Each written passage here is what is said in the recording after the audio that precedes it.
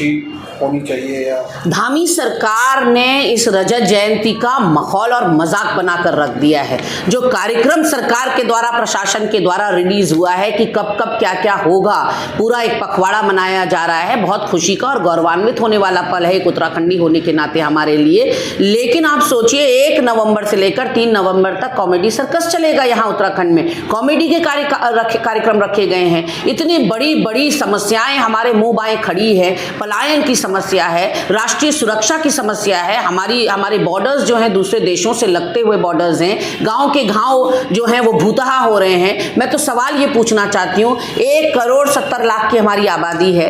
उत्तराखंड वासियों को तो या यहाँ के युवाओं को तो कहीं किसी प्रदेश में जाने की जरूरत नहीं है। इतना काम उत्तराखंड में ही है। अगर 1 करोड़ 70 लाख के हाथों को काम दिया जाए तो सफिशिएंट काम है हमारे प्रदेश में। पर्यटन विभाग से लेकर दूसरे अगर MSME सेक्टर में उनको काम दिया जाए, सड़क के उनको प्रोजेक्ट्स दिए जाएं सड़क बनाने के लिए, लेकिन यहाँ काम मिलता है गुजरातियों को, मध्य प्रदेश के लोगों को, राजस्थानियों को। यहाँ नर्सिंग में देखिए आप भरमार लगी हुई है, स्वास्थ्य विभाग में भरमार भारी प्रदेश के लोगों की लगी हुई है। दूसरा ये है कि आप वोकल फॉर लोकल तो कहते हैं, लेकिन आप लोकल को बढ़ावा कितना देते हैं, आप प्रोत्साहित कितना करते हैं अपने स्थानीय युवाओं के हाथों को रोजगार देने के लिए। आप लगातार जो है केदारनाथ और बद्रीनाथ मंदिर की सजावट के लिए इस बार 150 से 200 लोग आए थे गुजरात से मंदिर सजाने के लिए। क्या ये काम उत्तराखंडियों को नहीं आता? ये तो एक वानगी है। इसी तरह से जितने बड़े प्रोजेक्ट्स हैं वो बाहरी प्रदेश के लोग कर रहे हैं। तो 1 करोड़ 70 लाख की आबादी के लिए तो काम यहाँ उत्तराखंड में ही बहुत है।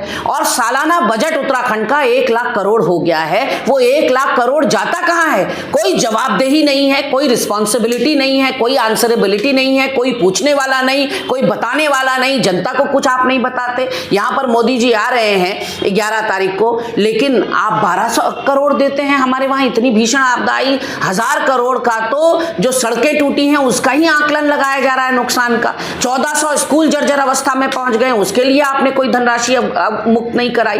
तो कहीं ना कहीं और भी गम है जमाने में मोहब्बत के सिवा। ये कॉमेडी सर्कस के अलावा यदि आप सस्टेनेबल डेवलपमेंट पर बात करते, यदि आप नीतियों पर, उद्योग पर बात करते, यदि आप यहाँ पॉलिसी मेकिंग पर और टाउनशिप प्लानिंग पर बात करते, जो 2 दिन का सत्र आप रख रहे हैं, ये तो ऊंट के मुंह में जीरा है। जितनी समस्याएं उत्तराखंड की, पहाड़ जैसी चुनौतियां उत्तराखंड वासियों को जंगली जानवरों के रूप में देखनी पड़ती हैं, बेरोजगारी के रूप में देखनी पड़ती हैं, महिला अपराध और जो बच्चे गायब हो रहे हैं, इन सब बातों पर चर्चा होनी है। तो कहीं ना कहीं चर्चा ना हो पाए, इसीलिए केवल अपनी जिम्मेदारी से पल्ला झाड़ने के लिए 2 दिन का दिखावटी सत्र आयोजित कर दिया गया, वो भी देहरादून में, जबकि मूल भावना उत्तराखंडियों की गैरसैंण में बसती है।